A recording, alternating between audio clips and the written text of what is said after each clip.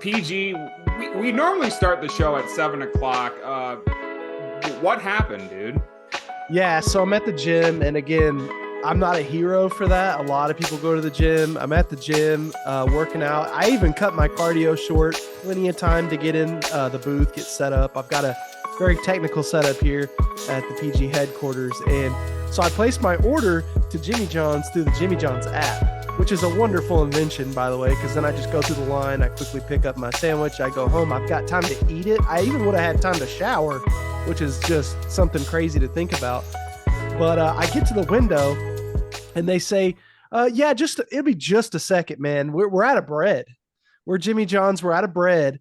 But the bread is literally out right now. And we're letting it cool for like 1 minute. And then we'll walk your sandwich out to you. Just park right there. So I park in a handicap spot right in the front. And luckily the weather was beautiful. Shout out to Oklahoma. It was like a solid like 55 or something. And I had the window down chilling. So I'm chilling there for the longest time. And I'm a pretty patient person when it comes to fast food. I know their freaking job sucks and everybody hates them and yells at them. So I try to be super, super nice. I just had a feeling like my sandwich is done. These guys just forgot I'm out here, because that's what always happens. But I sat there and sat there and sat there. And I text the group. I said, I'm going to be late. Kyle's like, don't worry. So then I felt a little less bad. I waited maybe 5 more minutes. But my plan was to swing back around by the window and say, I either need my food or I need a refund, which isn't fun for me to do. I'm not a controversial person, or I hate controversy and all that stuff, but I was pissed because I didn't want to let the boys down. I wanted to get behind the mic and talk about this great slate. So I go around and they're like, you place order through the app? And I'm like, yeah, under Jared. He's like, oh, it's right here by the window, man. Swing around. And I swing around. My sandwich had just been sitting there in the bag for who knows how long, just at the window, just waiting for me. So I get my sandwich, and I did finish it right before we started recording. And it was a good sandwich. But the fact that they just forgot to walk it out to me, which I knew was going to happen, there's no telling what time we would have started, boys. But we're here and we're fed. And again, I'm not a hero for going to the gym or anything like that. So I guess we can start the show. Okay, fair enough. All right, welcome everyone to what episode is it even? 15 of the Kota Capper College Football Central Show, presented by the Kota Sports Gambling Network. We got a pretty new crew here, but I think we're excited. The vibes are good. I'm looking forward to it. We got Conference Championship Week. Let's get started. My name is Kyle Comas, and joining me, we have the Michigan man himself and the Michigan State Spartan fan. We got Mr. Beast picks. We got the Oklahoma Boomer Sooner, Jimmy John's hater man, that is Potato Gobbler. And we got, joining as a third-time guest for both of them, we got the co-host of Gambling Feud with myself, Mr. DJ Luch. And we got the Milwaukee living man himself. We got VFC. Boys, Conference Championship Week. I know the vibes are kind of off after the Jimmy John's debacle, but overall, how are y'all doing? How are we doing, guys? VFC's intro was sick as fuck. I don't know why I didn't think of that. I did fucking karate hands, but my background's blurred. I looked like an idiot. It just looked like I'm saluting some shit that you should not be doing in 2023. And then VFC does the cool, like, I feel like he's already got a leg up on me early. And then PG's already got a pump in. Like, I feel like I'm down in the count early. Only way to come back is to drink beers. So that's what I'm going to do. It's true. PG and I do own you, sadly. But yeah, shout out to Brutus Buckeye for the head punching inspiration. It just sucks. My team should be playing this weekend. PG's team should be playing this weekend. We got robbed of that. But you know what, Kyle, DJ, your team is playing this weekend. Beast's team, we don't need to talk about. But that's all that matters. We should be playing this weekend. We're fired up.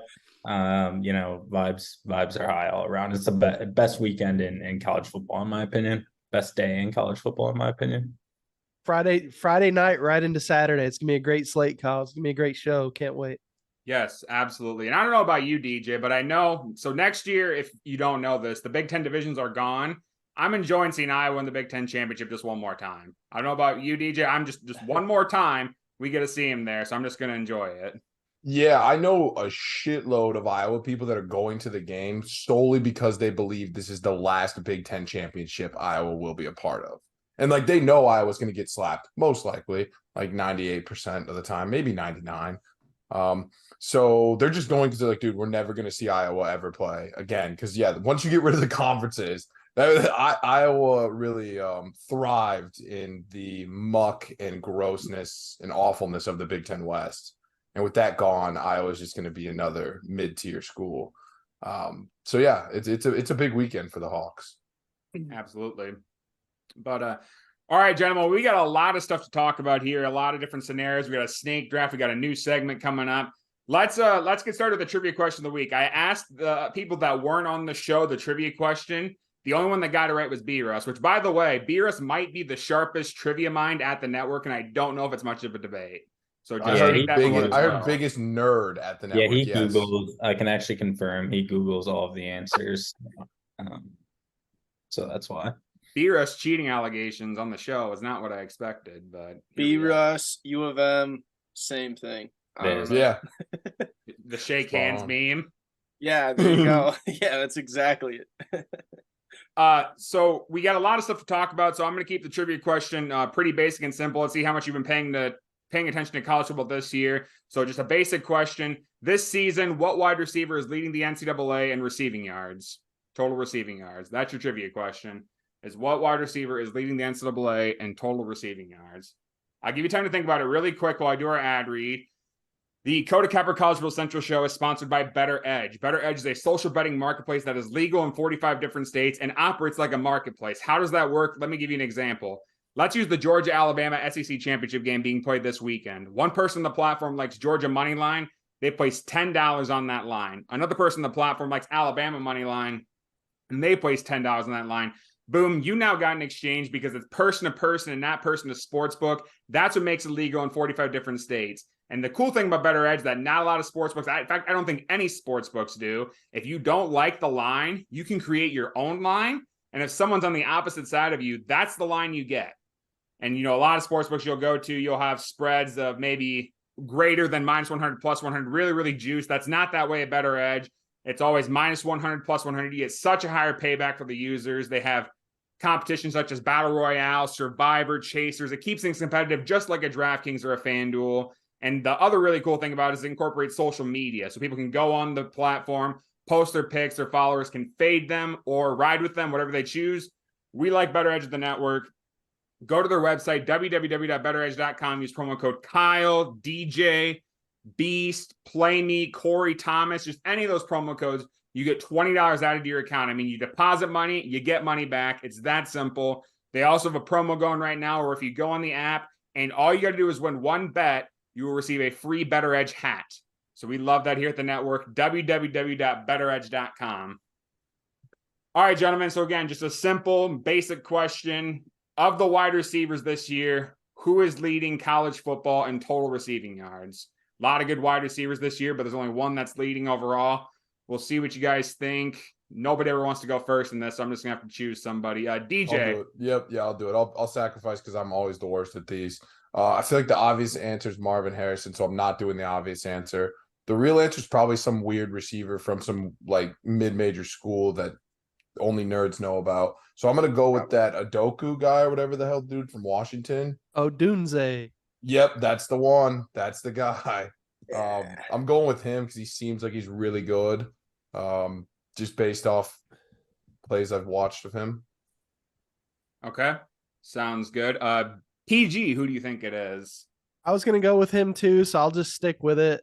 I think it's Rome Odunze is his full name. And he's just like a go route guy. Like every ball he gets is way down the field. So I want to say it's Marvin Harrison, but he does a lot more closer to the line of scrimmage because McCord can't throw the ball. But so I'll go with Odunze. Shot at VFC right off the bat. I love it. VFC, who do you think it is? So I'll be honest, Kyle.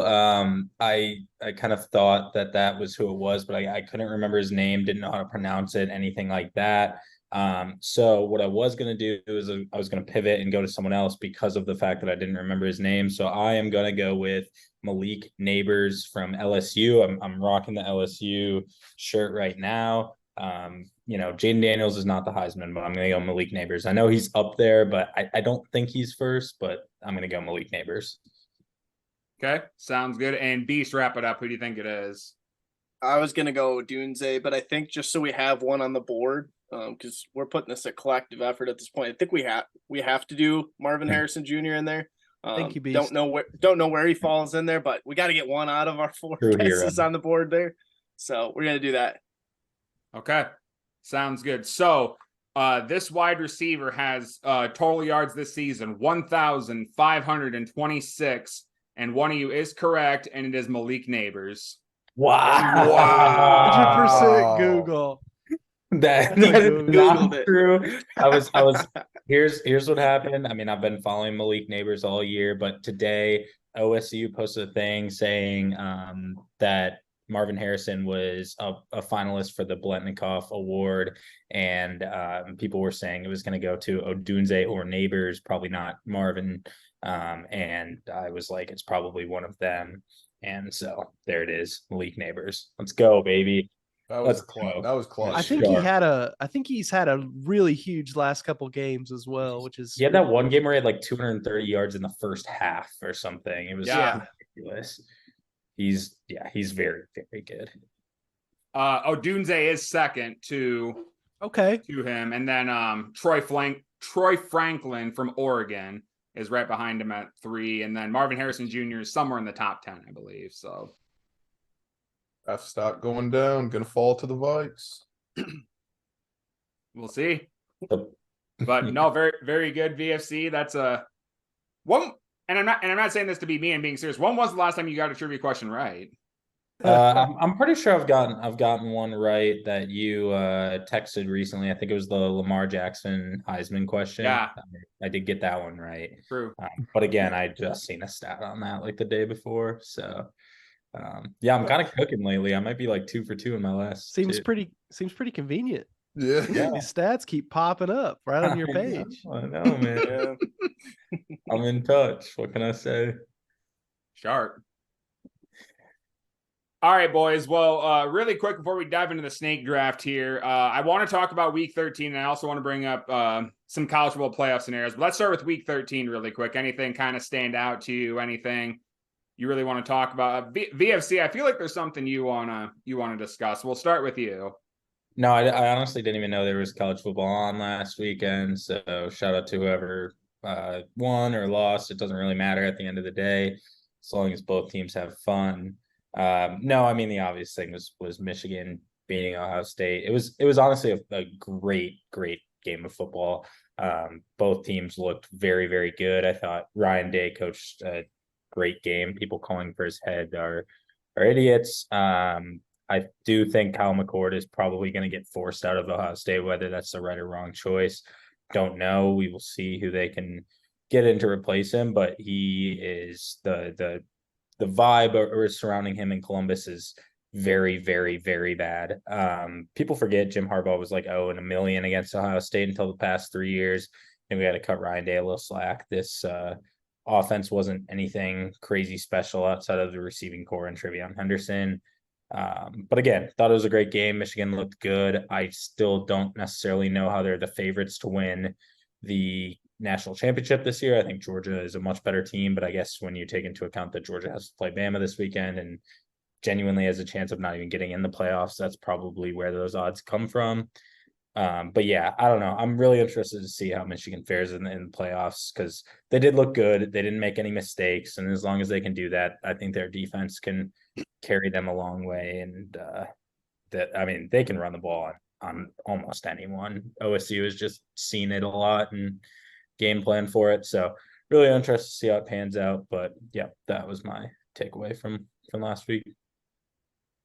Okay, sounds good. PG, you look like you're ready to say something, so I'll go to you next. I was just going to say, watching that game, I thought that Ryan Day did call a good game because they hung in that thing the whole way, even though it felt like Michigan just at any moment might bust that thing wide open. Pause, but I mean, it was a well-played game. Looked like an NFL game out there. A lot of good players. Then you look elsewhere, though. A lot of these undefeated teams struggling.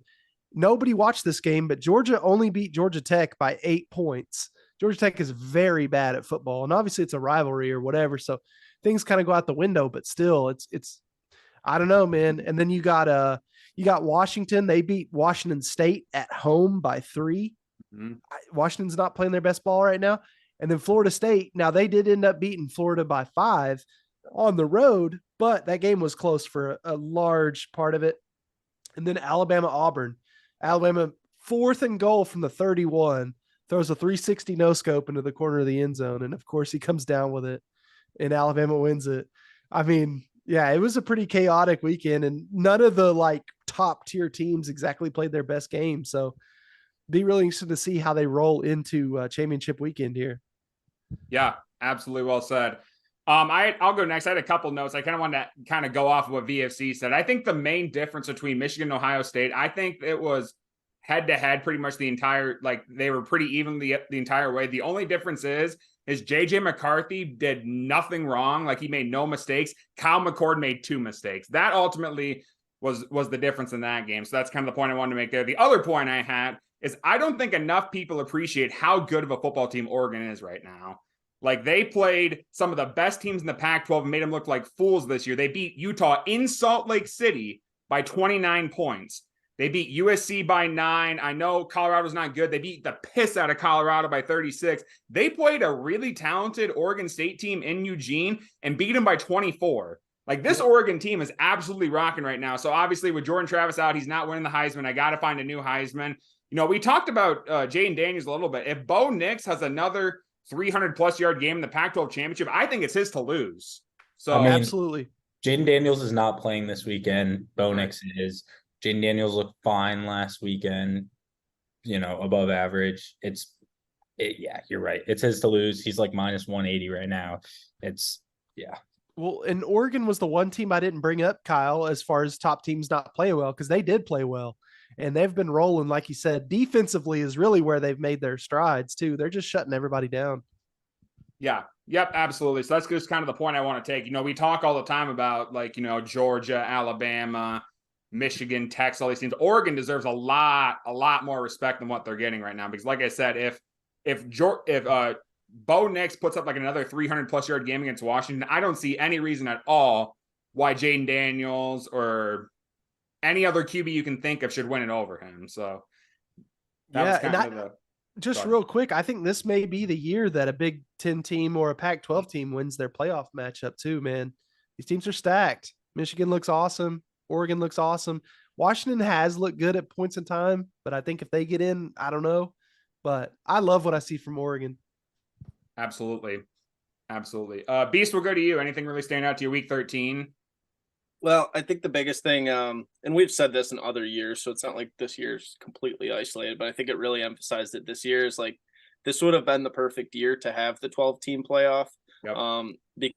Because you could make an argument, probably a couple of those teams, even outside of that 6, could potentially upset some of these other teams on the right night, especially you get a neutral site game, or even if it was at, a top seeds place. But like, for example, last year you had Georgia, Michigan, TCU locks as those top 3. They were in like Flynn. It was nothing was going to change even after TCU had lost their conference championship. Like it's still, everybody knew they'd find some way in there just because their schedule. Obviously the discussion last year was 4th, but like this year, I got to be honest, next week, it's going to be a toss up for probably at least 2 spots. You'd think, maybe not, but unless Florida State was to win, I guess then you'd have Michigan, Georgia, Florida State potential, but I don't see that happening. I think something's going to happen. And I think we're going to have a lot of debates going on in the group chat and just in water cooler conversation of like, oh, I think this team is better, but their resume doesn't really show it. You know what I mean? So we'll see what happens. But I think the 12-team playoff would have been perfect this year, especially watching last week and seeing how vulnerable teams like Washington looked, teams like Alabama looked, teams like even Georgia last week, like we said. So any of these teams could lose their matchup if they're in that 12-team playoff. Yeah, absolutely, for sure. And I do want to talk about the playoff really, really quick after DJ goes. But DJ, anything really stand out to you week 13? I mean, you guys kind of addressed the main talking points that actually matter. So I'm just going to cover the coolest game. That was a snow game, Kansas State versus Iowa State. That game was, the overhit. That game was lit. I had a huge parlay going. boosted on DraftKings. It was like 25 because that's the max you can bet with the boost to win like 300. And of course, Kansas State was the last leg I needed. So like a genius, live bet Iowa State at like plus 275 at halftime, which they were up 1 and they were plus 9.5, 275. Like, what the hell's going on here? But it was a crazy game. I don't know what the running back's name is for Iowa State, but he's a beast. He literally made 2 of the running backs like quit, like transfer out because like he just came in as a freshman. Nonetheless, it was I love snow games. They're the best. You rarely see snow games like that too. It was just explosive play after explosive play. It was sick. It was like I couldn't quit watching it. I had like the YouTube quad box thing, and it was like the game I was least concerned with. But every time I looked up at it, it was some 70-yard touchdown in the snow. It was super sick. So good call there. Yeah, that game was wild.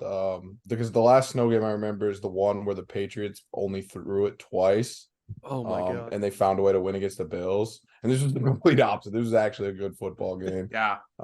It was phenomenal. It was amazing. It was kind of an irrelevant game, but also like one of the cooler ones. So Yep, for sure. So really quick before we get into the snake draft, so we talked about this a little bit in our gambling group chat, which is kind of I wanted to bring it out here. So I just want everyone's kind of opinions on this. So let's just talk about the playoff for example, because this weekend could be very vanilla and very basic, and this weekend could be absolutely chaotic. And what I mean by that is if Washington, Georgia, Florida State, and Michigan all win, that's your playoff right there. I don't see a scenario where a one-loss conference champion or a one-loss team that doesn't play in the conference championships gets in over an undefeated conference champion. So if those 4 teams win, they're in. But now let's think about chaos, for example. Let's say Oregon beats Washington, Georgia loses to Alabama, Florida State loses, Texas wins. Just the most chaotic thing happens this weekend. So those 4 teams, so Georgia, Washington, Florida State, they all lose. Texas wins. Who's in the playoff? Well, I think everything goes crazy. Right off the bat, Florida State's out because they already kind of want Florida State out anyway because no Jordan Travis. And then you said Washington gets upset by Oregon beats Washington. So I think Oregon's in. Alabama beats Georgia. Oregon's in. Washington's out. And then it's just the conference champs from there. Well, then you said Alabama wins. So Alabama beats Georgia. So then Alabama's in. I think Georgia's on the bubble, but I think they probably get in because they're 2-time champs. It'd be their only loss. Do you think they would really let Georgia in over Texas? Well, you said Texas loses, Alabama though, right? in. Oh, I thought he said Texas wins. Texas wins. Yeah, I don't see them losing to Oklahoma State. It's tough, man, because they'd be the conference champ, but at the same time, I mean, Georgia's the back-to-back national champs, and their only loss was to Alabama. But Texas beat Alabama. Texas did beat Alabama head-to-head, but Alabama would be the conference champion. I think what the committee has shown us over the past however many years is that the conference champion is always going to get in over someone that lost in the conference championship unless there is room for that person or room for that team randomly. Like 2 years ago when Georgia got in after losing to Bama, it was basically just because everyone else sucked. So like there was really no one else that you could have put in 2 years ago. But this year, if you have Texas, I think it's pretty cut and dry. They would let Texas in over Georgia. I think there would be like some argument, but I don't know. The committee shows that they value the conference championship so much, and teams that lose in the conference championship just don't get in. It's happened once. It's happened literally once, and it was Georgia, and it was just because everyone else was very, very bad. It just doesn't happen. I think he's right. I just was going to say that it probably depends too how the games look. Like if Georgia just rolls out there and gets embarrassed, then heck yeah, I know like there's probably not even a huge debate that Texas would get in because they only have one loss. It was on the last second play in a rivalry game. So yeah, I mean that would be an absolute chaos scenario. Yeah, absolutely. What I would say is obviously, like you said, it's going to depend on what happens in that SEC championship. Depends what happens, like if Texas wins by a lot or what. But I do think for whatever reason, especially based on how they ranked Alabama and Texas this week, if you had a one-loss Alabama team with a conference championship and a one-loss Texas team with a conference championship, even though Texas beat Bama, I think that they might give Alabama yeah. a slight edge just because of what they've shown in the rankings so far.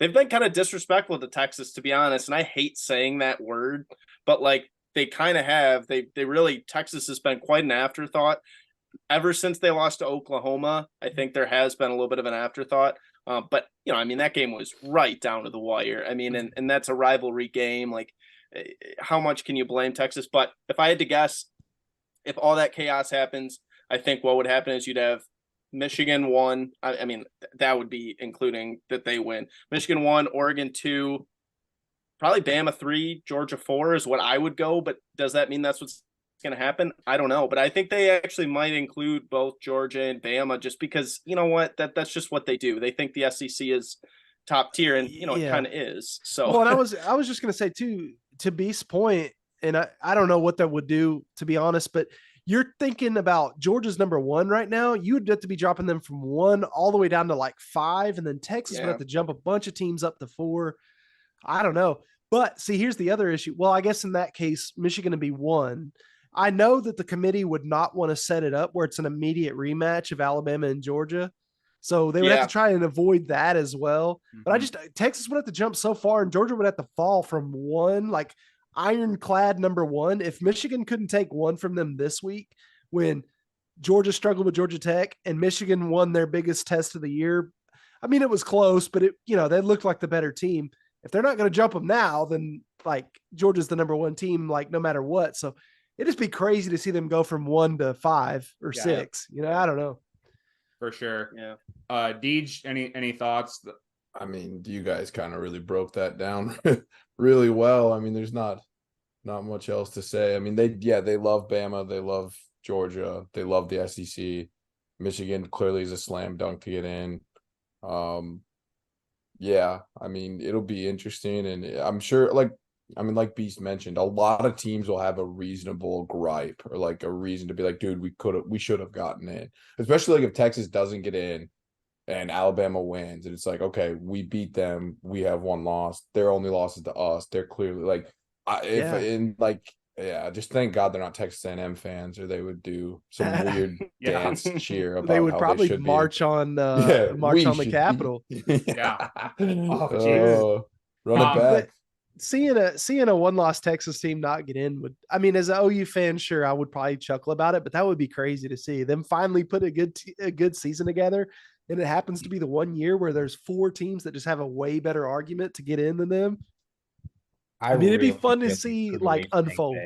I really, really, truly think they would let Texas in just based on what they've done in the past. Only time they've, again, 2021, it was a weird thing where like there was just not anyone that really won the conference that was 1 loss. Yeah. 1 loss that should have been in. It just wasn't a thing.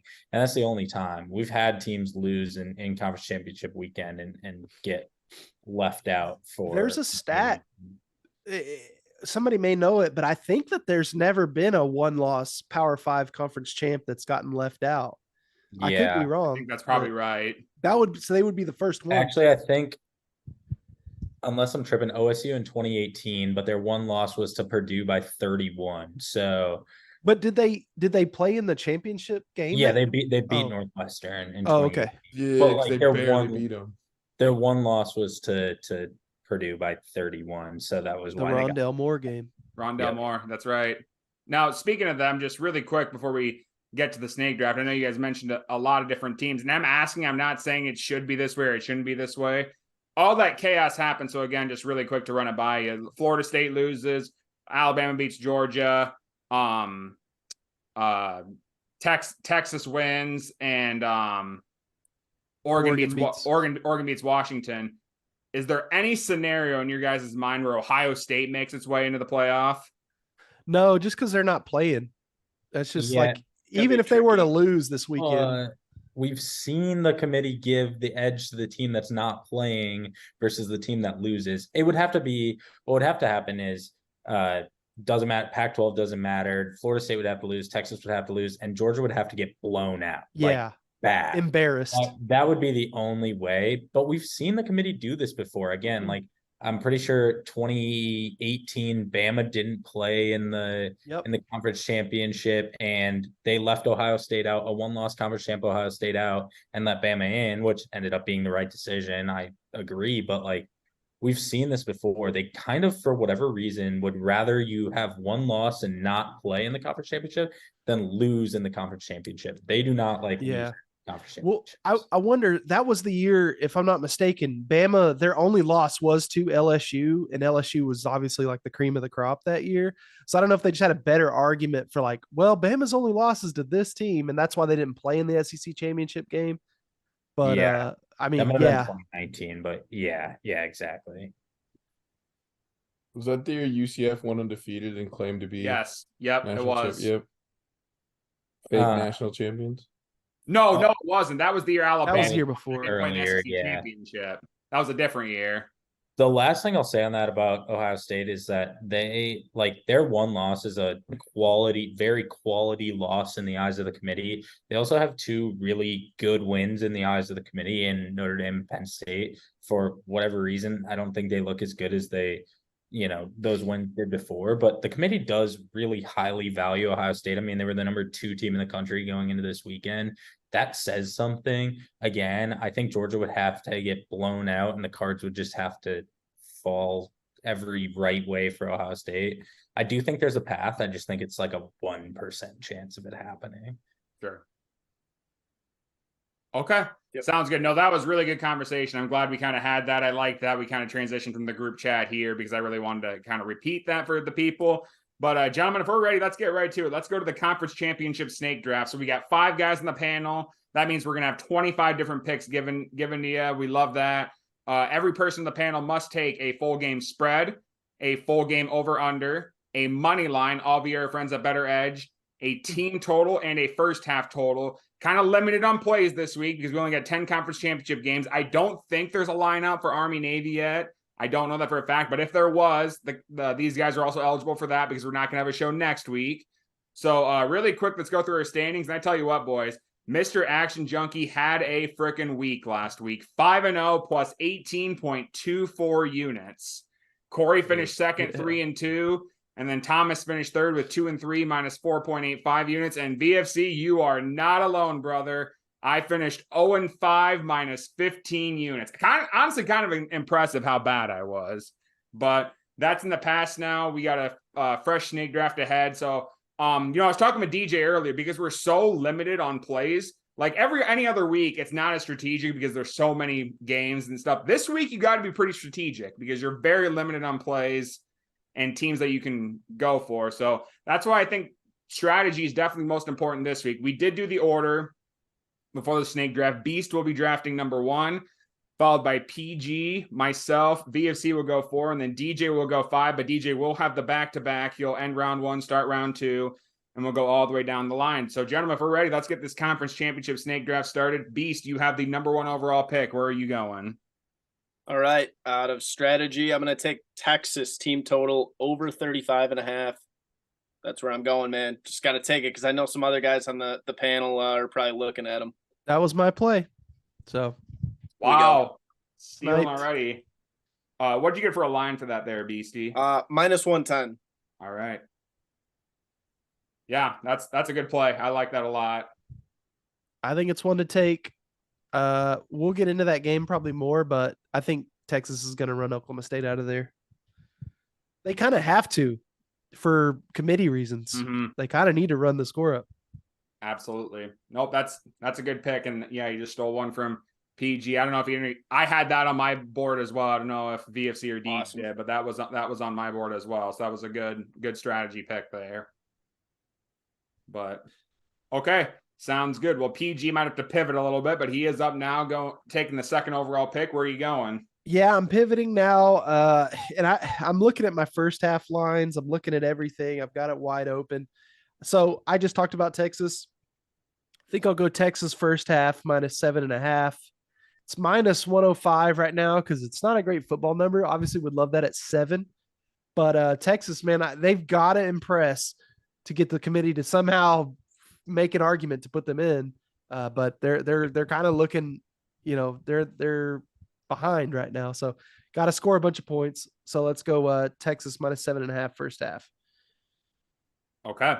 Sounds good. No, that's another really good play. And yeah, I think you're right. I think for them to beat Oklahoma State, they really need to get going in that first half because Oklahoma State kind of, as you saw last week with BYU, they turn on the Jets in the second half. So they just try to hang around, try to run the ball a bunch, and then next thing you know, definitely more of a second half team. Mm-hmm. Okay. Sounds good. So I'm up now. I'm not sure how you guys are going to feel about this play, but I really like it. And Texas team total over was on my board, but I personally would have taken this 1-1 if I got it. I'm going to go Oregon minus 9.5. You know, I was hesitant about this one because it's a conference championship game and the undefeated team is a 9.5 point underdog. But I've loved Oregon, what they've done so far. You know, they've beaten really bad teams heavily, and they've beaten really good teams heavily as well. Their lowest win was to Texas Tech by 8, all the way back in week 2. So they've been absolutely rolling so far this year. Bo Nix, like we said earlier in the show, he has absolute free reigns to just sling it, get Heisman numbers, get him the Heisman Trophy. Plus, we have DJ on, and my dear friend DJ taught me this little trick in season 1 of the College Football Central show. 60% of the public is betting Washington, and the line has moved from Washington plus 7.5 to plus 9.5. That reverse line movement means to tell me that smart money is betting on Oregon. So I'm taking Oregon minus 9.5 for my first round pick. Love it. Great logic. It is. It's a great look. And I think you're spot on that everybody is going to think, yeah, the undefeated team in the Pac-12 championship. So it's a trap. It's a total trap, if you ask me, to take Washington. So this week, there's going to be lines like that because you look at it, Beast is right. They're undefeated. They're higher ranked than Oregon, and they're darn near. Well, you can get it either at 10 or 9.5. That's 2 possessions. People are going to think, no way. And they're just going to hammer the team that hasn't been playing as good as of late. So I like it. I had it on my board as well. Okay. Very good. VFC, we'll go to you with your first round play. Yep. Had that play on my board as well. I'm actually going to stick in the same game. I'm going to go with Oregon team total over 37.5. It's minus 125. Look, I mean, Washington's defense is stinky. I think Oregon's going to just run them off the field. Not to mention some fast turf in Vegas. It's a, one of the fastest. Game. Yep. In my rankings. Yep. It's true. Oregon is fast. The fast turf is just like speed boosts for them. This is Bo Nix's Heisman game. This is his crowning moment. They're scoring 50. I love that play too. This is where the Raiders play, right? Is that where the game's at, or Allegiant Stadium? Yeah. Yep. Nice. PG, we'll need you to release those fast turf rankings on Twitter sometime. So my top 2, number 1 is SoFi Stadium in LA, and then number 2 is Allegiant Stadium in Las Vegas. Great rankings. Thank you. You've done his research. I should do that though, Kyle. You're right. I'll put together maybe a top 5 or something.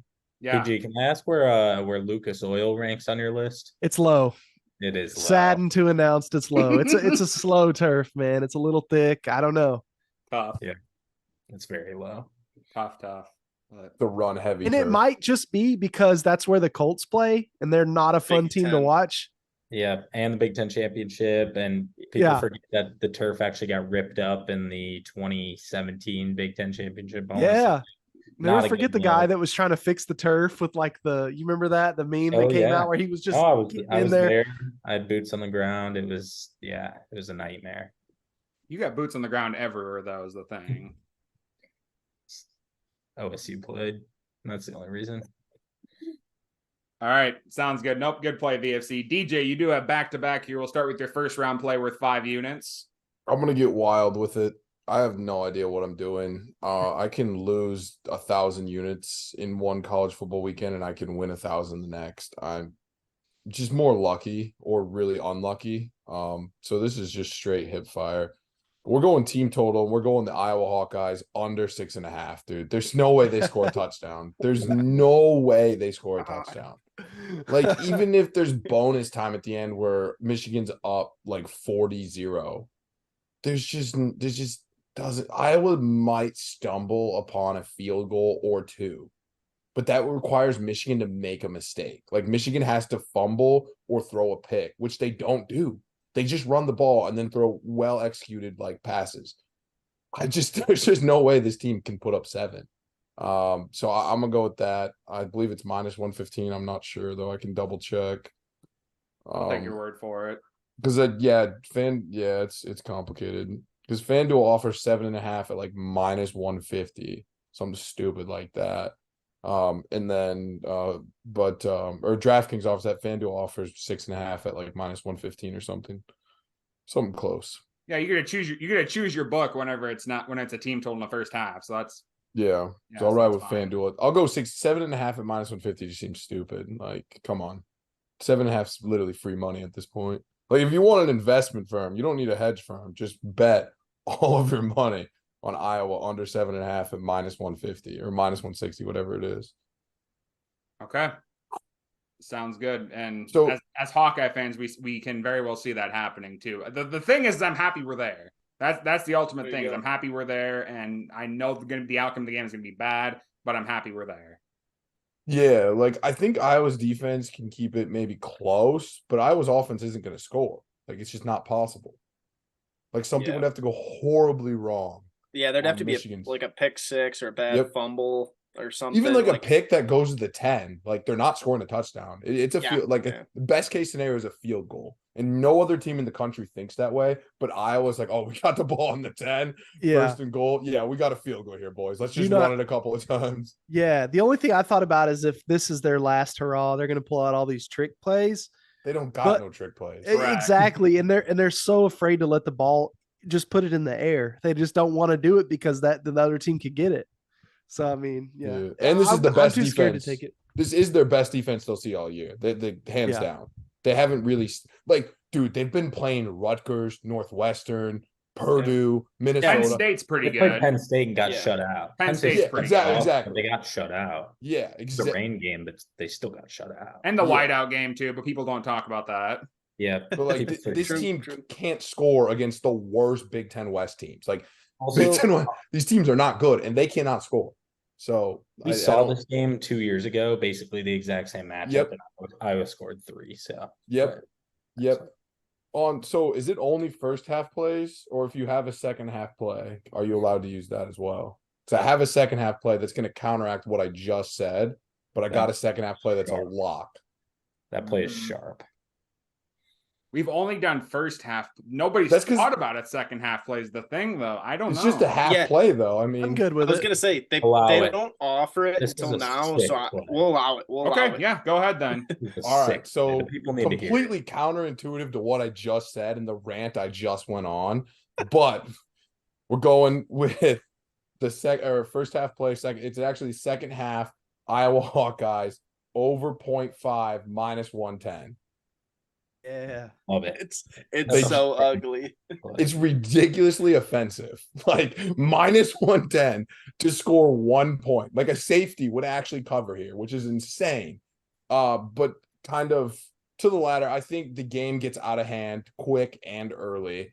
And I think maybe at the end of the game, Michigan's like, all right, we got to keep the boys healthy. Let's get in the bench squad. Let's get in, maybe something happens with the bench squad. Somehow Iowa's going to find a way in the second half to stumble upon 3 points. That's all I need. And they will happily do it. The thing is, it's not going to be one like they'll go for it on fourth because it'll be like 4th and 20. It's like, you just got to kick it here, Iowa. Just take the points. Don't get shut out. So yeah, that super counterintuitive, but that's the way we're going. Okay. Great play. Sounds good. That is such a gross over. That is so gross. My buddy, like at work, showed me. He's like, dude, he's like, this can't be right. And I looked at him like, dude, what 0.5 for a team total for a first half and second half? And I like how the juice is different. Like over in the first half is different than over in the second half. It's wild. Yeah. I'd feel a lot more comfortable if Cade McNamara was playing, but yeah. It's the defense that's going to lead to Deacon points, Hill's though. Like the problem. defense in the somehow in the second half, the defense is going to stumble upon good field position, and then the offense is just going to kick it. Yeah. Agreed. No, okay. Interesting play, DJ. We'll see how that goes. VFC, we'll go to you with your second round play worth 4 units. Absolutely. Like PG was saying earlier, this is probably the sharpest weekend of lines we see all season. I've gotten burnt betting sharp against this team probably like 4 or 5 times this year now. I'll say it, Georgia plays to the level of their competition. They kill good teams, and you know what? I'm going to go right back to the well and try to fade them one more time. I'm going to go with Alabama first half plus 3.5. This is minus 130. I think they can keep it within a field goal in the first half.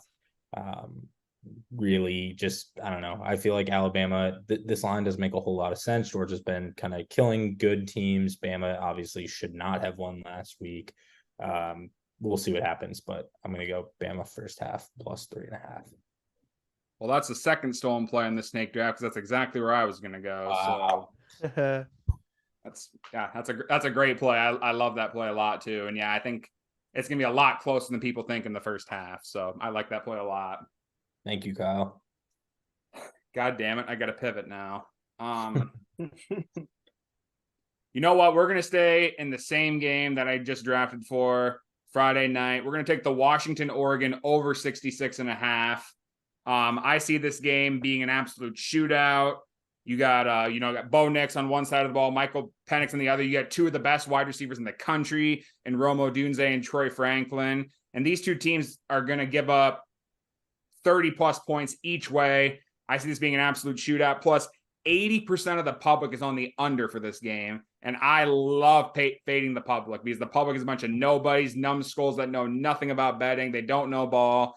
So I think this is going to fly over here. I'm fading the public. I'm going Washington, Oregon over 66.5. I like the public fade. And as we said, that's a very fast turf. Yeah, I had that play. So that one hurts. But that's okay. That's okay. Yeah, there's gonna be a lot of picks stolen here. I think today just because of limited plays. Yep. But all right, sounds good. PG, will go to you with your second round play. Okay, so I have a first half play, and I think we're gonna keep going big time with these plays. I'm gonna go Georgia minus 5.5 full game. I think Georgia rolls them up here. As we just said, there's no reason Alabama should even be playing. Well, they should be playing in this game, but they should have 2 losses coming in because Auburn just did everything but finish that game. It was an embarrassing finish for them, but Georgia's not going to do that. Georgia's kind of at full strength right now. They didn't play well against Georgia Tech, which actually makes me feel better about this game, if that makes sense. A lot of times, great teams like this, they kind of take that personal. Hey, we didn't play very good last week. We obviously know we got a big one this week. It's kind of a bounce back spot for them in a way. So I'll just go Georgia minus 5.5 for my spread. Yep, I like that a lot. I think, parlaying VFC's first half play with your full game play could very well be the move because I think Georgia just comes out firing in the second half. So, nope, good play. Good play, PG. I like it a lot. All right, sounds good. Beast, you do have back-to-back here. We'll start with your second round play worth 4 units. All right, my second round play. I'm going to go Michigan minus 23. This is simple. I hate Michigan. I don't have to mince words there. But this spread feels like it should be closer to about 26 to me. Toughest team that Iowa has faced all year has been Penn State. Obviously, we talked about that. That was a 31-0 game. And I do think that, this Michigan defense is, we talk about how good Iowa's defense is. There's probably only a few other defenses that could compare, and Michigan's out there. So if Iowa's struggling with some of these defenses in the Big Ten West, I think they're going to have some major struggles. Everything about this game, them putting out, the sports books, I should say, putting out these, second half 0.5 lines and stuff. It feels like there's a lot of bait trying to get you to touch some Iowa spread, money line, whatever. And I'm still seeing 55% of the bets on Michigan, but 82% of the money. That tells me there's plenty of people still betting Iowa, and that's a big number. I understand it, but I just think that as good as Michigan is and as much credit as they're getting, I don't know if they're getting enough credit in this game. Like I said, I think it would be closer to 26. So 23, even if we push, we're okay. But I think it's going to be a 30+ point win potentially. So we'll see what happens, but we'll get that one, I think. Yeah, and I think that's very good logic too, because when we played Penn State, that was with McNamara. We had 50 yards total. 50 yards of total offense with McNamara. I think it's going to be bad, but yeah, I like the play. So, all right, sure, we'll go back. We'll move. I'll do my 3-unit plan. Perfect. I'm gonna go Toledo and Miami first half under 23 points. Line on that is -115. So first half, 23 points. I know it sounds like a very low number, but Miami of Ohio, they got the number 7 defense in points per game allowed. Toledo's still top 30, they're right at 30. But Miami of Ohio, their offense stinks. But that defense, they're elite. They're going to be really, really good in mucking it up in this first half, I think. The last time that we saw these two teams play, Toledo put up 21 points in the first half, which is something crazy. And then in the second half, Miami's defense pitched a shutout. I think they figured out what they needed to kind of do. You got to imagine they're looking at the tape of that second half of what did we do differently, and they're going to try to apply it in this game. I do think Miami's best shot of winning this game as a 7.5-point underdog is trying to muck it up, and I think that's what exactly happens in the first half. So stinky games seem to happen in these games at Ford Field too. Same thing happens in the Quick Lane Bowl every year. Get these really ugly, nasty games. Something about it. I think it matches this first half under 23. Okay. Sounds good.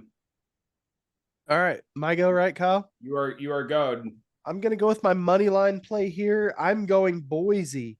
Money line -125. They're taking on UNLV.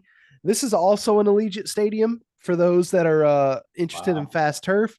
But I'm going with Boise here because you just look at the way Boise's kind of closing their season versus the way UNLV's kind of closing their season. UNLV's coming off a loss to a pretty mid San Jose State team at home. Boise's covered in 3 straight and looked really good doing it. So Boise just kind of a program that's used to being in this position, whereas UNLV maybe not so much. Playing a conference championship game in your home city, but not at your home stadium. Maybe, guys are out on the strip late at night. Who knows? So let's go Boise money line -125. Okay. In the weeds a little bit for this weekend, but shout out to the Mountain West. That, I believe, and someone correct me if I'm wrong, but I believe that's the closest spread of all the conference championships this weekend is the Mountain West. Yeah, -2. It probably is. Yeah, because Louisville and Florida State's 2.5. 2.5. Yep. Okay. Sounds good. Yeah, I think that game's a pick 'em, so you wouldn't be wrong going either way, but I like that. So good pick. All right, I'm going to go in the weeds a little bit myself here, and I'm going to go to the first half play. I'm going to take Tulane SMU first half over 23.5 and get that a -122 on Bet365. These are two teams that love to score in the first half. SMU is actually averaging 23.5 points per first half this season. That's 5th in college football. And Tulane is scoring 16.5 points per first half per game. That's 30th in college football. Tulane's playing. If they win, they're getting a New Year's Six game more than likely. SMU's trying to play spoiler here, though, and I think the only way to do that is to have a shootout in the first half. So I like this first half a lot at a -122 with Tulane and SMU first half over 23.5. And that is where I'm going to go. So we will go right over to VFC with his third round play. Yep. Thank you, Kyle. I am going to be going with Florida State -2.5 as my spread play.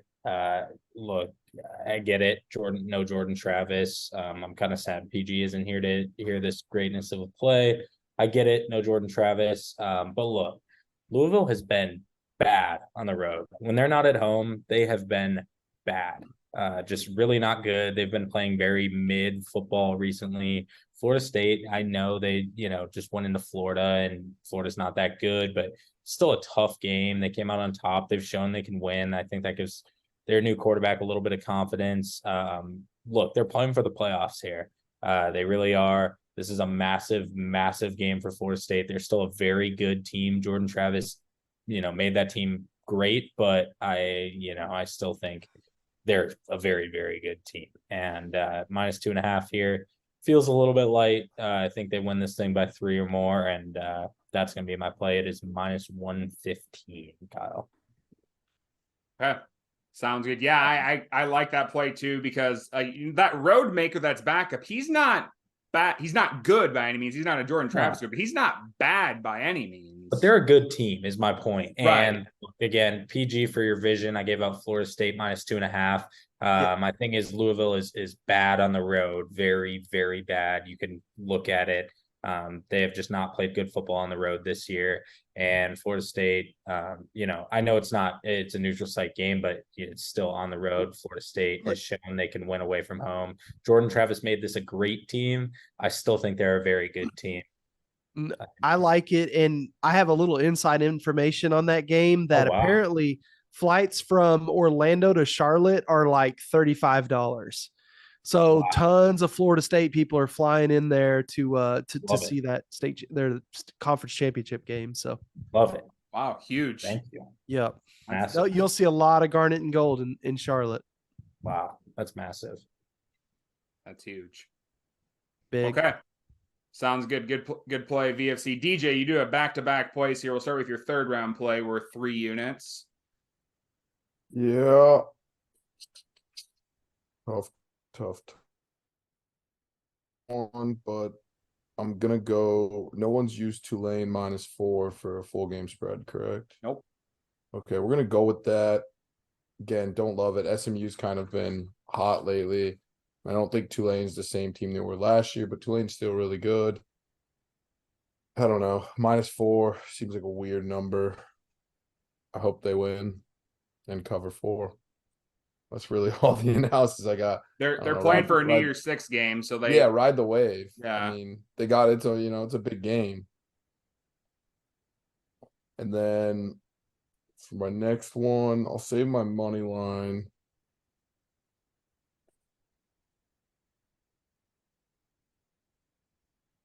Might hedge a little bit here. We're gonna go SMU Tulane under 48 for my over/under play. Okay. Lines dropped like 5 points, so that's why I hate betting the under after that. Like once it's already dropped that far, you kind of missed your value, you missed your spot. So these are usually spots when I bet the over. But I think you see SMU, you see Tulane, if you know anything about college football, they're usually fun, explosive teams. And I think the identity of both these teams is a little more defensive oriented this year, especially. So maybe that's why it opened up high, and the smart people like myself bet the under. But your average fan's gonna see SMU and Tulane and think over, because that's what I thought right away. I saw this, I was like, damn, the over, right? And I did a little research. I'm like, oh shit, no, these are under teams. So we'll go with that, and that way, if Tulane doesn't blow them out to cover 4, then the under should hit. So it's kind of like a win one, lose one scenario here. Like I said, a little bit of a hedge. But yeah, I really don't like the board, really. I mean, you guys stole some of the good over-unders already, and with just 10 games, I don't know. Usually I just like to throw a dart at an over, but I'm gonna go under here. Okay.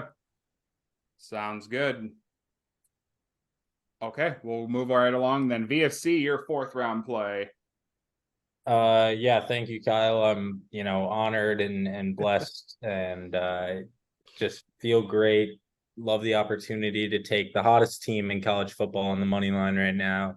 I'm going to be going with the Miami Spreadhawks at +255 on the money line against Toledo. Toledo is very good at football. It's no secret. But look, I know that Miami is going to travel to Detroit for this game. They're going to have a lot of Red Hawks fans on the ground. Who knows? Beast might be in attendance in some Miami of Ohio gear. Maybe to get on the field. I don't know. Yep. We'll see. Never know. They are missing. I'm pretty sure Gabbard is still out, but it doesn't matter. They've got famous Amos at running back. It's like Rashad Amos or something. The dude's a dog. It doesn't matter. And Miami's going to run the ball all over Toledo and come out with the upset +255. I love this line. Okay. Sounds good. All right, we'll keep on moving then. I'm going to stay in the weeds here, and I'm going to go to the Sun Belt, and I'm going to take Appalachian State team total under 22.5 at a -110. You know, they played about as good as they could a couple weeks ago against James Madison, but Troy is statistically better defensively than James Madison in almost every aspect. They're only allowing 15.5 points per game. That's 5th in college football. You know, Troy likes to run the ball a little bit. They're only allowing 100.3 rushing yards per game, and they like to pass it, and they're pretty good at passing as well. Troy's defense is only allowing 212 passing yards per game. That's 40th in college football. Troy's defense is flat out just way better than Appalachian State's offense. And I think Troy's offense is going to be on the field a lot, which keeps that Appalachian State's offense off the field a lot. So I think that it's going to be long scoring possessions here. So I'm going to take Appalachian State team total under 22.5 at a -110. Love it. I like it, Kyle. All right. And that's where I'm going to go. PG, we'll go with you with your 4th round play. Okay, so Kyle, you can correct me if I'm wrong, but I believe I need a team total and over under, right? Correct. Yeah. So let's go for my team total next because I'm thrilled to get this one on the board. I'm going to go Liberty team total over 33.5. They're taking on New Mexico State. This is the Conference USA Championship, and the thing people forget every year about this game, I shouldn't be mean to the Conference USA because I like the low level D1 football. It's kind of Mickey Mouse though. This game is in Lynchburg, Virginia, home of the Liberty Flames. So, I mean, it's basically a home game. New Mexico State, great season, 10-3. That's awesome for them. But they're just kind of a little outmatched here. Liberty's offense, they switched quarterbacks, if I'm not mistaken, about halfway through the season. And since then have just kind of been scoring at will. So I think that's what we see here today. What'd you get for a line on that there, PG? 33.5 -120. So juice. Okay. Juice Sounds emoji. good. Okay. Sounds good. We'll just keep on moving now. Beast, you have back-to-back to end round 4, start round 5. We'll start with your 4th round play here worth 2 units. You're muted. Damn, he was making such a good point too. I could read his lips. He was saying straight fire. Good call. You know, didn't want my dog in the background while VFC was kind of ripping a minute ago. But we're gonna go Boise State and UNLV over 58.5. I just think these two offenses are probably not getting enough credit when we talk about in-conference games. UNLV averaging 36.3 points per game. Boise State averaging 34.3 points per game. So you might look at like their overall points per game on the full season, but I could care less about that because they'll play some really tough teams early on. I care about in conference, and that's what's going to matter in this game. 2 top 30 offenses when you look at yards per game. 58.5. I think this game flies over. Loved what PG said about Allegiant Stadium at turf. We're going to be moving around. Guys are going to be making plays. So I think over 58.5. And then for my last play, my 1 unit play, we got to throw 1 unit on SMU money line plus 187 against Tulane. I just think Tulane's been great this year, but SMU's offense, man, they are just electric. Number 6 scoring offense in the nation. If you're going to have a team kind of pull off an upset, it's got to be a team that has one thing that is just, extremely good, and that is that offense for them. So as good as Tulane is, solid ball club, but if you're going to be looking for an upset, you need a team that's going to come out, punch the other team in the mouth. And, I think that could happen. So we're going to take that money line, SMU over Tulane. All right. I like it. That's another conference, by the way. It's important to note Sunbelt does the same thing so that's a home game for Tulane. But all that means it's going to be pretty good weather. It's like 71 and cloudy. So Sunbelt. Yep. What? Sunbelt. American. Oh yeah, that is He's- American.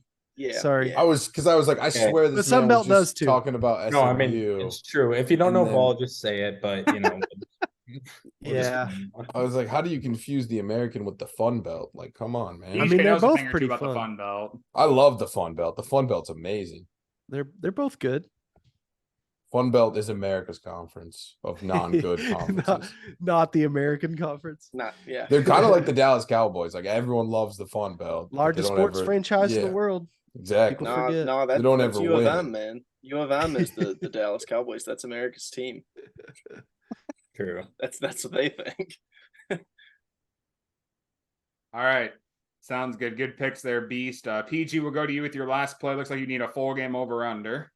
I sure do, Kyle, and I am blessed and honored to take this. I believe it is still open because I think Beast took the first half on this same play, but I want the Toledo Miami Maction under 44, low number. I can take that, correct? Yep. That's good. Yeah. Okay. Yeah. I've got Lucas Oil pretty low in my fast turf rankings. Don't think it's a super fast turf at all. But again, it just seems like every year I find myself watching the MAC championship for whatever reason, and it tends to play out, I feel, as an under type of setting. I don't know. These teams kind of know each other. They just play it slow, play it safe, but I'm going to go under 44, not a super high number, but Miami of Ohio is a great under squad in general, 7-3 in their last 10. So under 44. Yeah, both these defenses are really solid too. So that's Is that game played at Detroit? Yeah, Ford Ford Field. Field, which It's it's somewhere funny. in the middle. Yeah, exactly. It's kind of funny that they get it each year. Doesn't 100% make sense, but there's a couple MAC teams over here. We got Eastern, Western, Central, so I guess I get some of It it. feels like a Michigan and / Northern Ohio conference.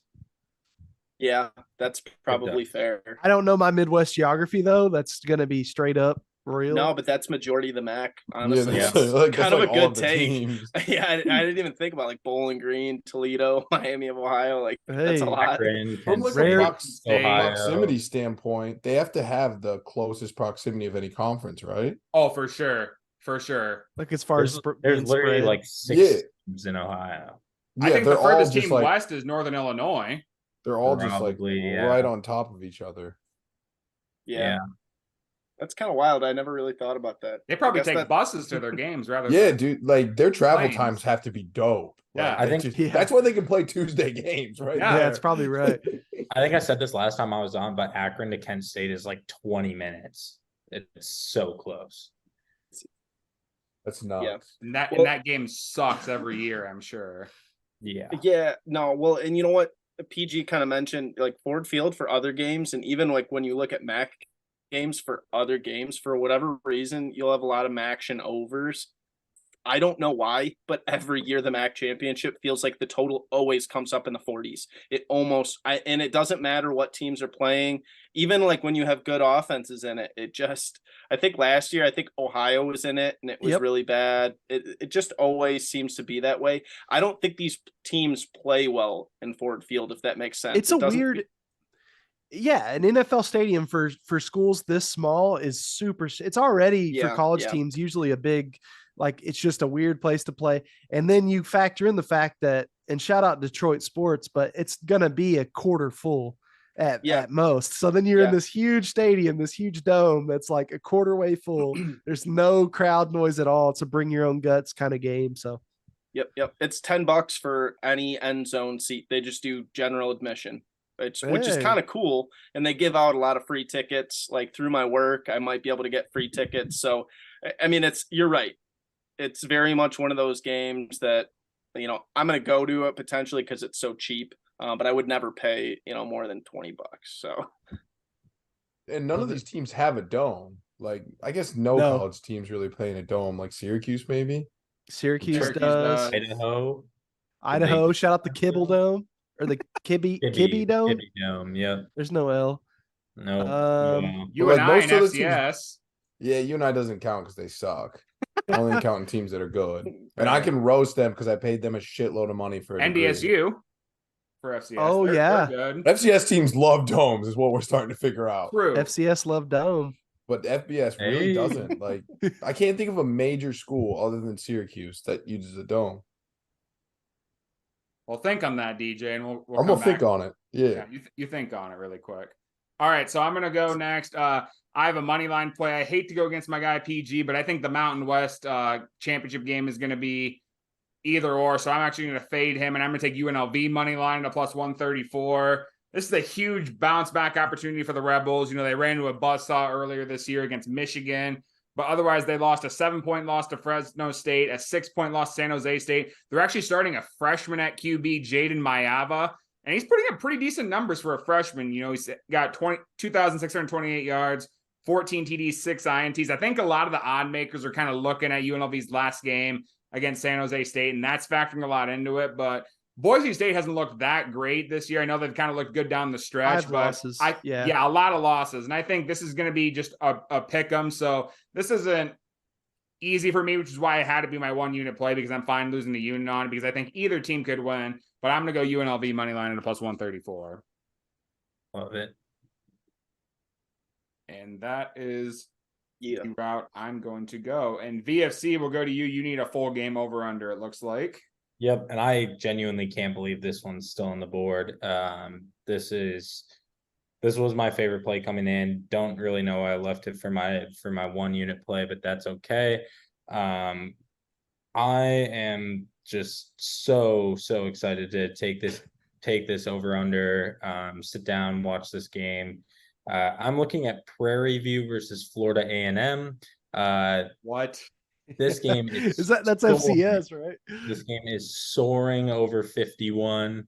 Look, and I get it. I know what you're saying. Last time they played on October 28th, the score was only 45-7. That's Right. barely over 51. But people haven't looked at what Prairie View's offense has done since then, putting up 38 against Arkansas Pine Bluff, 27 against Southern, and 21 against Alabama State. All we need is for them to put up, 17 points in this game, and Florida A&M will take care of the rest. I'm just the SAE conference. I'm fired up about it. The Southwestern Athletic Conference. This is going to be an awesome game. It's going over 51. That is minus 110, by the way. That's a great play right there. Thank you, DJ. Hopefully you weren't going to take it. I thought about it, but then I was a little worried about, but then when you mentioned like what they put up on Alabama State, like that's a good program right there. Yep, so if they're putting that up on Alabama State, I think they can hit it over.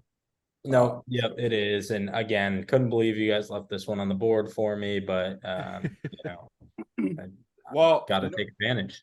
You're the first one to take an FCS play, but I think the reason for that is because the FCS playoffs are going on, so the lines are going out a lot quicker. Normally, with FCS, you're not getting lines by the show because the FCS lines normally aren't coming out until like Saturday morning. So could be sharp that you took it early. Maybe there's someone out there who makes like millions of dollars just betting FCS. Like he knows everything about the FCS schools, and because Vegas doesn't know, he just takes advantage. I'll be honest, I don't even know if this is like technically, is this FCS? This is a conference championship. It's just like the HBCU conference championship. Yeah, they're FCS. It's FCS, so but it is they're FCS, FCS. but not the playoffs. The winner of that plays in the Cricket Celebration Bowl, whoever wins that game. Yes, exactly. So there we go. Yep. Go team. Go over. And we respect the SWAC and the MEAC conference here at this network. The utmost respect. Yep. What they're doing, God's work. There are some good, the media does not cover them enough. And so I'm glad that at least we are the voice for the voiceless and are out here covering them a little bit. So, great job, VFC. You really done some phenomenal things. Thanks, man. All right, sounds good. DJ, you'd have a money line yet to round out the snake draft. Yeah, so I'm gonna get real wild with it, as I like to do with my money lines. I was gonna go New Mexico State until I found out that it's at Liberty. And then I was like, ooh, that might be a little too wild. Neutral side, I was like, hey man, New Mexico State's really turned it around. But I'm gonna keep it simple. We're going App State, Appalachian State, plus 220. It's the Fun Belt. And if I don't have a Fun Belt pick on conference championship weekend, how am I allowed to be the representative and the voice of the Fun Belt? So yeah, we're going App State money line. Troy's good. Don't get me wrong. Troy's really good. App State, had some bad parts of the season, but they've got it together. They're playing well, and I think this game's going to be close. Give me a chance. Give me a chance to win in the fourth. That's all I want. Last 5 minutes of the game, let it be a 1-score game. Give me a chance to win. I'll take plus 220 all day. Like it. Gotta have a Sunbelt play, Deej. Got it. You have Sunbelt to. guy if you didn't. Yeah. I love the Fun Belt. They should be promoted to a Power 5.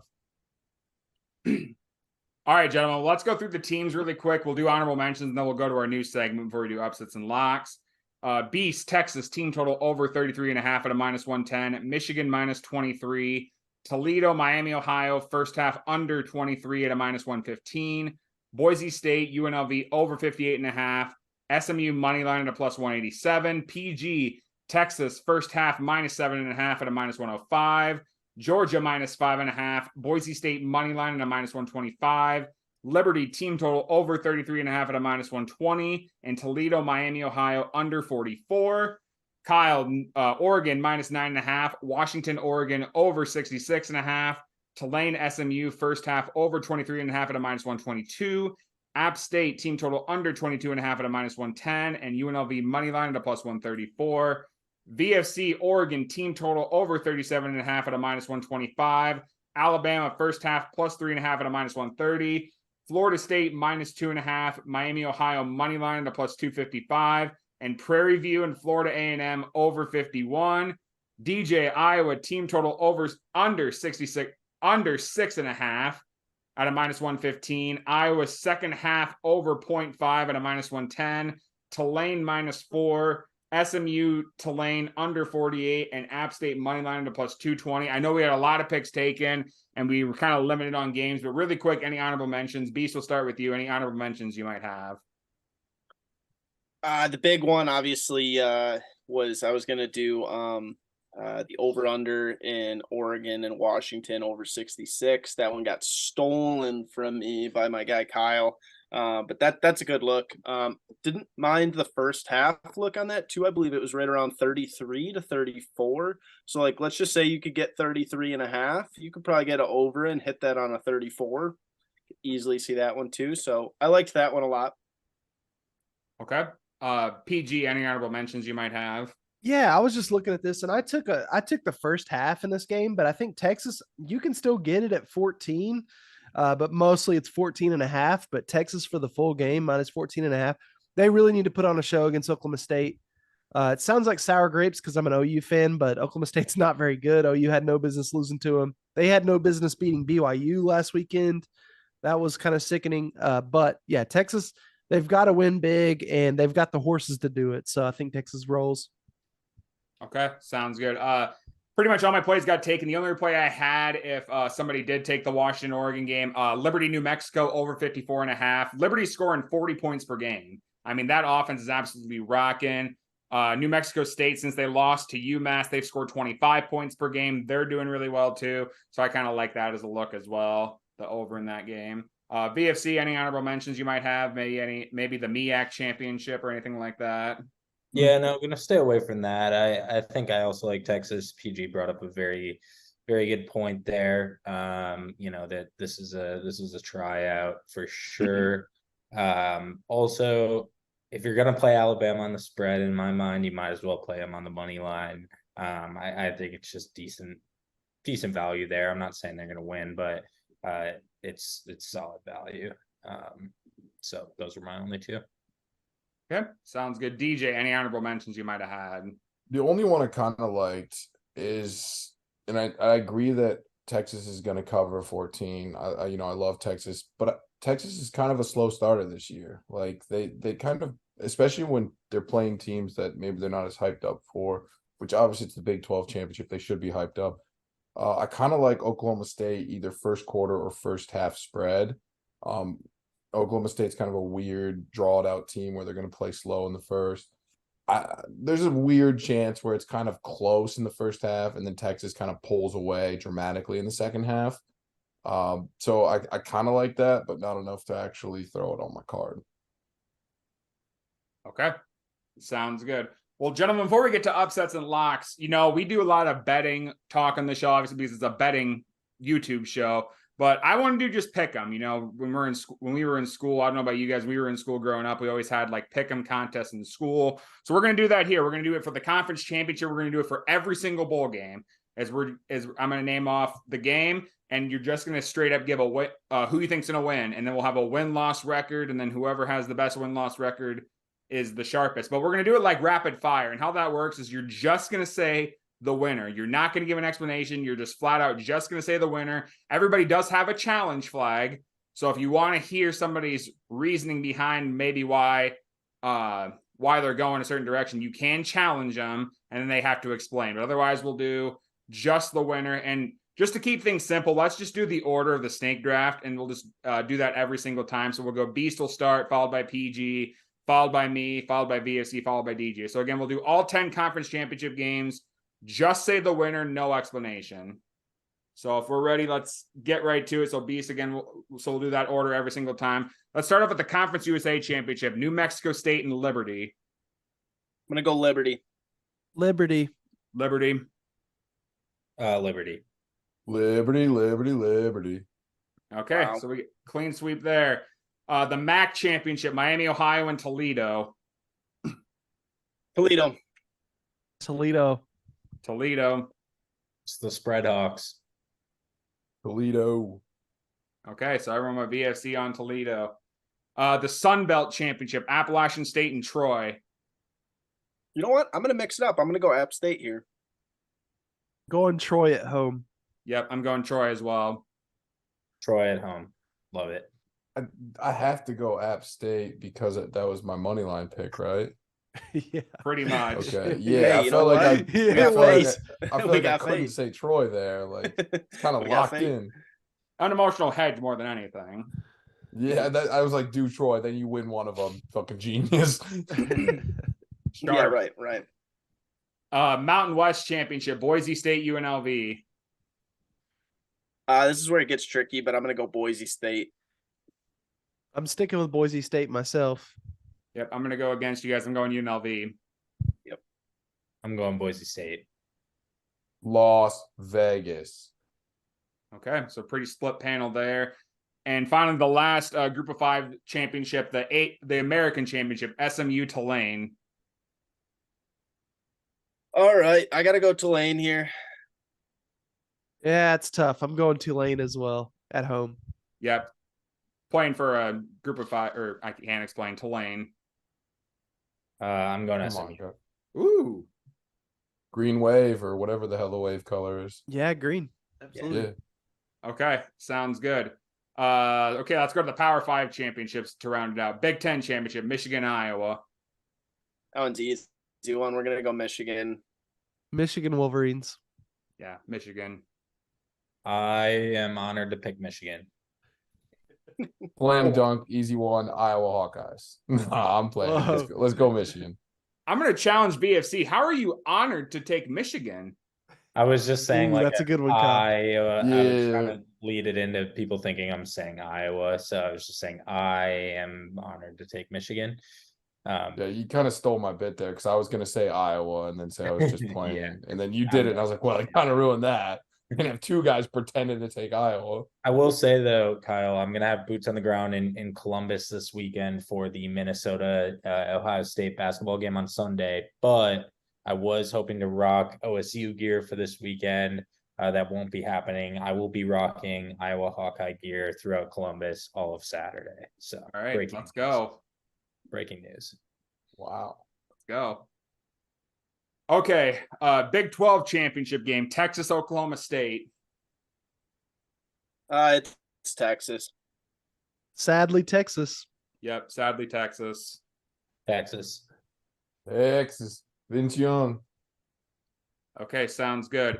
ACC championship game, Florida State, Louisville. This is probably our best game as far as like it's gonna be split. I think I'm gonna go Louisville. I'm glad you did because I want Florida State. Good. I'll ride with Beast. I got Louisville as well. Yeah, honored to ride with PG. It's Florida State. FSU, Seminoles. All right, yep, there's the there's the split panel. All right, let's get to the two probably the most competitive conference championships. Pac-12 championship, Washington, Oregon.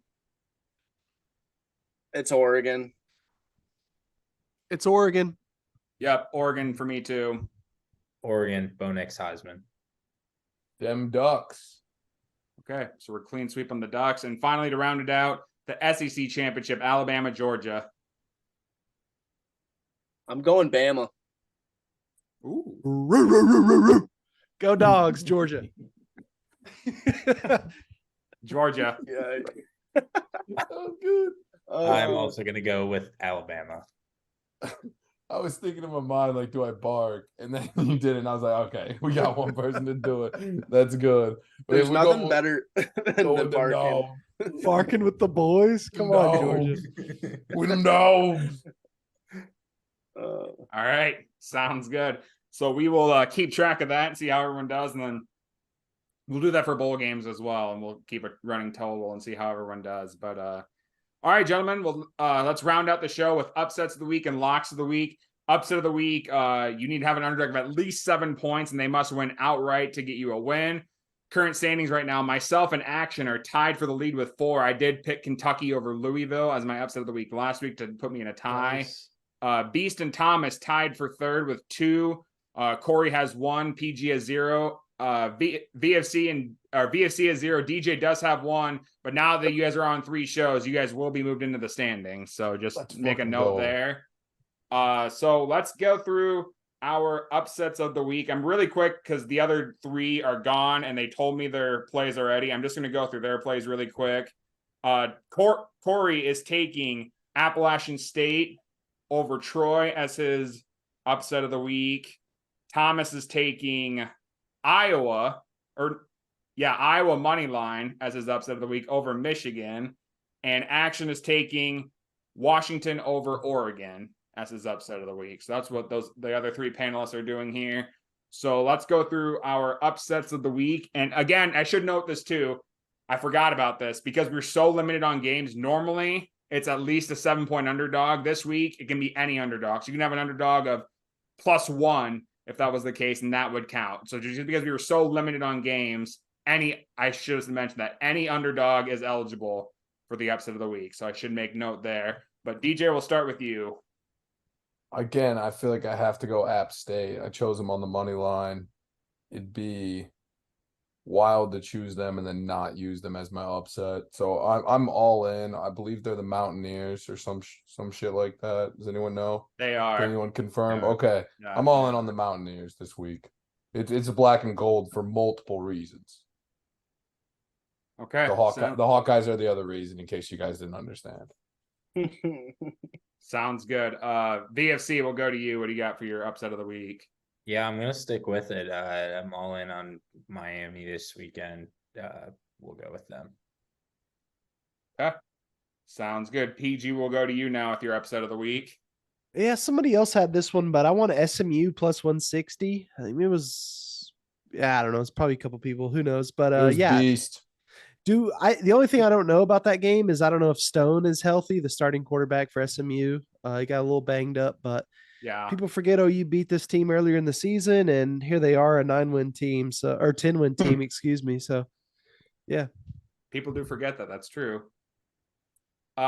Beast, what do you got for your upset of the week? Upset of the week, I'm gonna go App State for this. What's Yes. funny is you guys mentioned the SMU. Like I took SMU in my betting, but then in the pick'em took Tulane, and that's how 50-50 I think that game is. So I think that's where the value is, and PG's right. It could go either way, but we're gonna go App State, I think, for the terms of this. Okay.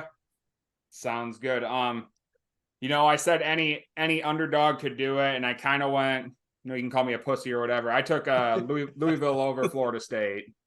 I know. No, I don't. Hey, you know what? But It's not a big number, but I mean, it would still be a big upset. You're talking about a team Yeah. getting knocked out of the playoffs. I mean, I think it Louisville can happen. just I lost just to think Kentucky. Yeah. Yeah. So right. Yeah, When and you're I think involving they're due Dr. for Pepper. what? Well, you're involving Dr. Pepper because it's the Dr. Pepper ACC, isn't it? SEC. Yes, it is. I What? think they both are. They both do the halftime passing contest. Oh, do they? I thought it was just Yeah. SEC. we should get the bet on that. PG would. Dude, I bet on it every year. I tweet it out every year who I think is going to win. I'm betting don't PG have a good record. chest pass at -1,000. I'm just trying to win. I don't care how it gets in there if I'm playing. I just It's want to like get for it a in free there. tuition. Yeah. I would probably do, the underhand flick, like the option flick. That's what Yeah. I would do. That's the best way to. rugby throw it. Like Yeah. Yeah. spin I've on. studied. Yeah. I've studied film on it. That the option pass is the best way to go. Yeah. Yeah, You yeah. can turn sideways where you got the bucket Yeah. right here. Well, then you can just quick flip, bop, bop, Yep. bop, bop, Yeah, and you're not that's moving what your I'm body thinking. or nothing. Yeah. We need to Tricky. train some of these You either- future athletes. Get our guy Roast out there. I think Oh God. Yeah. He would find a way to mess it up. he's the only one out. Oh, I guess he's almost out of college, but He would miss He the still halftime show. technically is in college though. true. He would He miss could the use some halftime tuition show money. because he'd be doing something else. Yeah, he'd show up 5 minutes into the competition and be like, "What's going on?" All right, but yeah, I think Florida State's just a totally different team without Jordan Travis, and I think this could be I've been riding them all year long, but I just think this is an opportunity for them to get knocked out here. So I'm going to take Louisville or Florida State. Now let's transition to our final segment, the lock of the week. Lock of the week is very, very simple. If your lock hits, you get a point or a win. If it doesn't, you get a loss. Current standings right now, Action is dominating 10-3 record in the lock of the week contest. Corey is in second with 8-5. Beast is in third with a 4-3. I'm in fourth with a 5-8. PG's in fifth with a 1-2. And Thomas is in sixth with a 4-9. DJ and VFC again will be eligible to be in the standings after this week. Both of them are sitting at 1-1. So we will go through our locks of the week really, really quick. I'll go through the people that aren't here that are normal full-time members.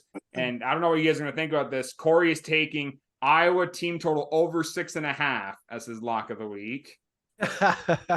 That is the direction. That Of takes course some he is. balls. That Of takes course he some is. balls to call that your lock of the week. He's been Yeah. doing stuff like this all season. He's been doing good Yeah. on some of them, Thomas is taking Washington plus 9.5 as his lock of the week. And then Action is taking Alabama plus 6 as his lock of the week. So that is the Wow. direction. Noted. It's a good look, yeah. Noted. He's going to go, but I think I'm the worst in the panel, so I'm just going to get started. I mentioned it earlier. I didn't use it on the snake draft, so I'm going to use it for my lock of the week just because, my lock of the week suck and I don't want it to ruin my standings. But I'm going to take Liberty, New Mexico State over 54.5 as my lock of the week. These are two firing offenses. And I just think that game's going to soar over. I don't have any trends or anything like that to throw at you. This is just simply a vibes play. So I'm going to take Liberty, New Mexico State over 54.5 as my lock of the week. And VFC, we'll go to you with your lock of the week to start off. I wanted to take Deacon Hill to throw an interception at -210. I don't think that's allowed.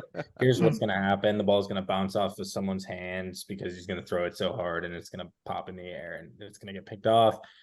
But knowing that I can't play that, I am actually going to go with Oregon team total over 37.5, just like it was my 5-unit play. I love this play. I think Oregon's going to score 100. All right. Sounds good. DJ, what do you got for your lock of the week? We're gonna go Texas minus.